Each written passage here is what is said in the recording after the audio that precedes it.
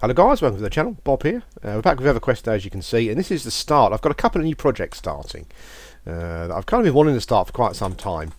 But you know what I'm like with MMOs and characters. You know, I sort of just end up essentially getting nowhere with them and playing about 15 different ones per game.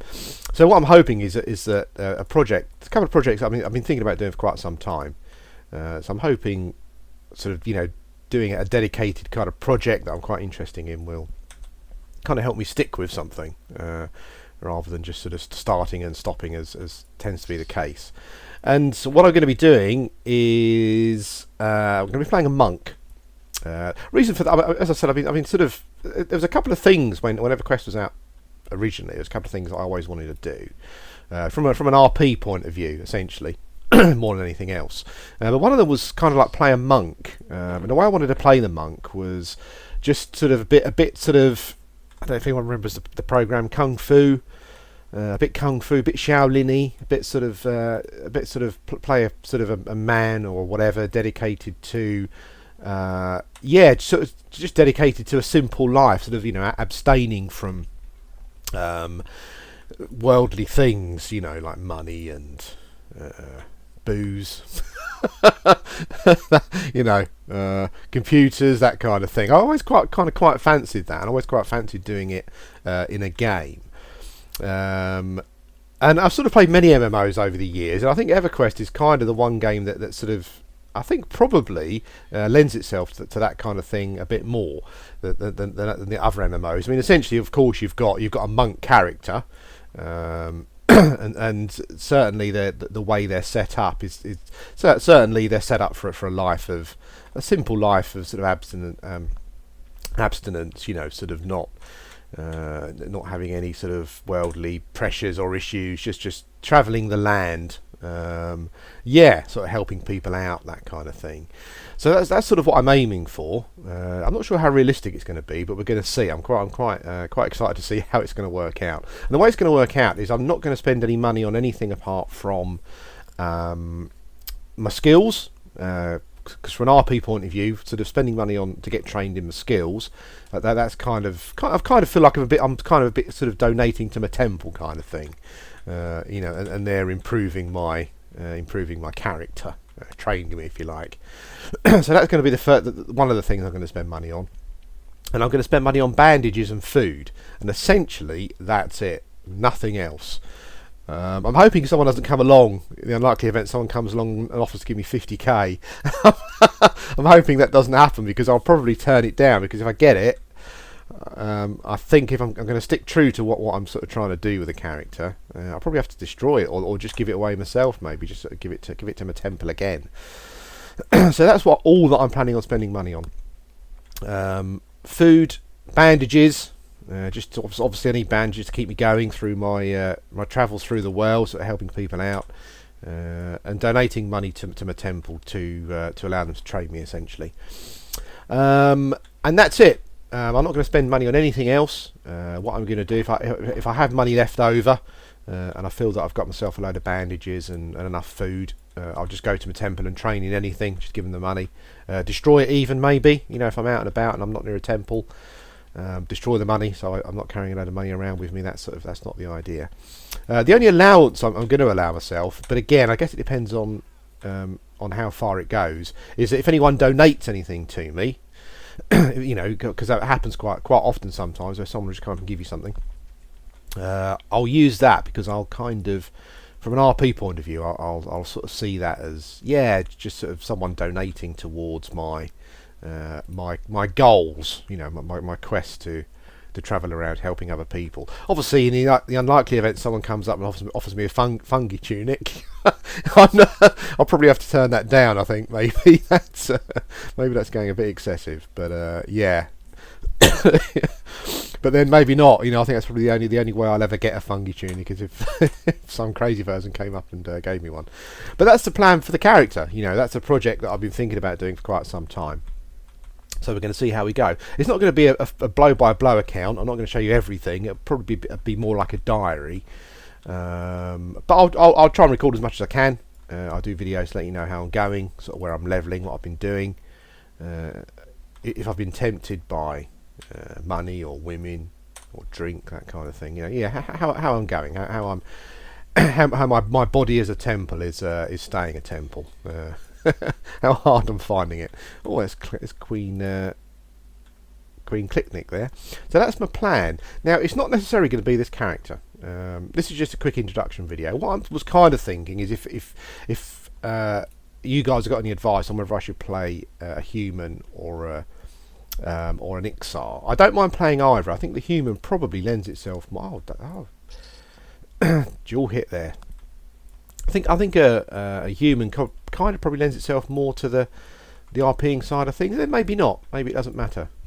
And the only thing I'm concerned about is the Iksar has got the innate regen. I mean, I know there's more of an experience penalty, but they do have the innate regen, and I think considering I'm kind of trying to go through the game, pretty sort of just in the way I'm trying to go through it. I'm kind of wondering if I'm going to need every advantage that I can probably get. So yeah, I'm not sure.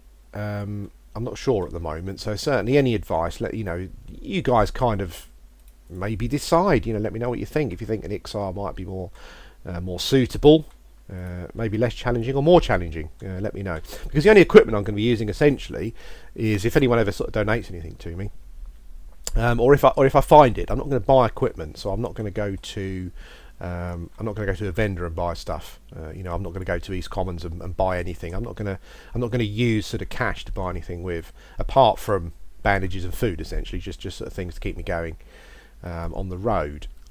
I'm not sure how that'll work out towards kind of getting myself bound and stuff. I'm always a bit dubious about that kind of thing. I have to say that I kind of don't really like relying on other people, as you know, to sort of to get anywhere. But obviously, from a binding point of view, on occasion I'm going to need someone to bind me. But I'm not going to have much cash really, so I'm not going to have a donation to give them. So I'm not sure how I feel about from that point of view. I would like to have a donation, but yeah, probably not going to. So yeah, we'll see how we go. Lots of sort of moral issues to to deal with, and that's kind of why I was interested in doing it. I think it's just something a bit different. Kind of challenges you to just play the game in a different way, and certainly look at things in a different way. And also from a challenge point of view, to see if it's possible. Is it possible for me to just go through the game as a monk and make progress? Without sort of spending platinum. That's the real thing, and without twinking. I guess you could say that accepting donations from people, equipment, is a sort of a form of twinking, I guess. As I said, I think I'll see how I go. I think generally people tend to give you plat, don't they, if they're donating stuff? And I would probably actually refuse that and explain to them how I'm playing the game. Or maybe just sort of give it to someone else. Maybe pass, if I don't want to offend them, maybe just pass it on to someone else. Or just go and give it to my temple in some form. But that's what I'm planning on doing. So this is just a quick introduction. But what I'm looking for advice. So from you guys, I'm just wondering if you think it would be best to play an Iksar, because purely the only reason is down to the fact that will the sort of the innate regeneration from an Iksar just be just sort of allow my progress to be easier. I know myself it will, but I'm just wondering if it would make that much of a difference, because I feel that maybe I'll kind of need all the help I can get. Anyway, guys, as I said, this is a quick video to introduce this new project I'm doing. Any comments, then please put them on about what character, what sort of race I should play, human or Iksar. Does it matter? This Baron Deer here is currently level 3, so I can carry on playing with him, or I can sort of play an Iksar. Entirely up to you guys. Let me know what you think, and I'll go by your decision. Anyway, this has been me, just introducing a new project. I'll come up with some kind of relevant name for it as well. I'm not quite sure what yet, but yeah. Anyway, guys, thanks for watching. Please post a comment if you've got any thoughts on which race I should play. Yeah, and then we'll kick off with the new series. Thanks for watching, and I'll speak to you again soon. Hello guys, welcome back. This is just a quick add-on to the video I just did. Essentially, I've a couple of things I didn't cover. One of them is buffs. And just as I stopped recording, a very kind druid came along and gave me some buffs. Now, I'm going to be accepting buffs. I don't see a problem with that from an RP point of view.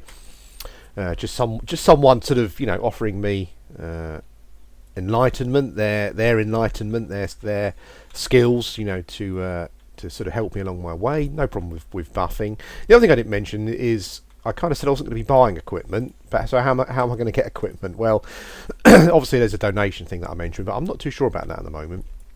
But it's mostly going to be from drops and questing, so I'm going to be attempting to essentially get all of my equipment from myself without sort of being power leveled or buying it essentially. But the other thing I will be doing as well is quests. So quests for equipment, that's no problem.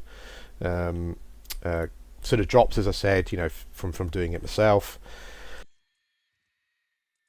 And I think probably the other thing will be sort of making it as well. I don't have a problem with making my own equipment. Maybe a bit of armor and stuff for trade skill. I don't see any problem with that. I'm sure sort of monks were quite handy at that sort of thing.